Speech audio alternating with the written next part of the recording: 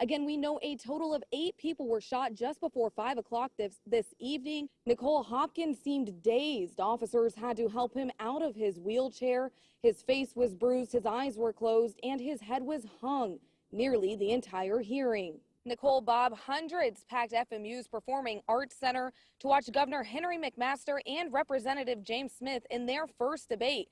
Major topics including education and taxes. Crews are working behind me to fill that levee. It's underneath the I-95 bridge where the CSX tracks are. Springfield City Council voted to relocate to the library, and as you can see here, there are power lines hanging from the ceilings, foam that turned to mush on the floor, and it just isn't safe. It hit more than 20 feet, and you said you saw some of those homes that were flooded. They're right on the river. What was that like for you?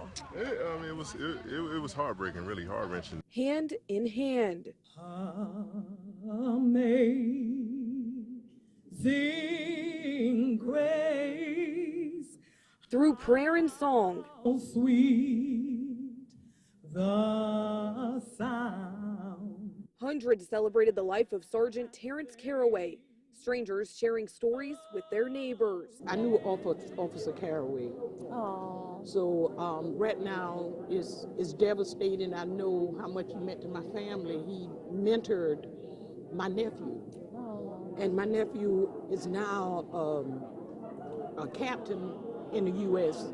Army. Joanna Revem says she knows one of the officers shot and was devastated when she heard Caraway died. It just stops you in your tracks, and it makes you reevaluate the value of life and the people who protect. The person I know is on our church campus every Sunday, and she's there to protect us. Sergeant Caraway was just 24 days away from 31 years of service. And taught my heart.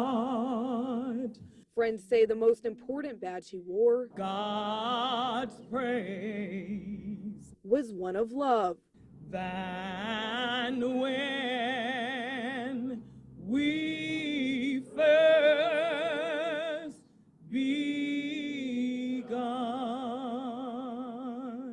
I'm going to learn on the job, and we're going to try to get some work done today. An active afternoon for Carolina Panthers defensive end Julius Peppers.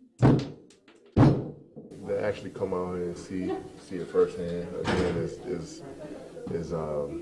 it makes it real. While he may be off the field, Nails are here. I got him. Okay. he got to work Tuesday during his visit to Robeson County. It's personal, and I just wanted to get out and lend a helping hand to someone who's in need. Someone like Gregory Moore, a Lumberton police officer recovering from Hurricane Matthew when Florence hit.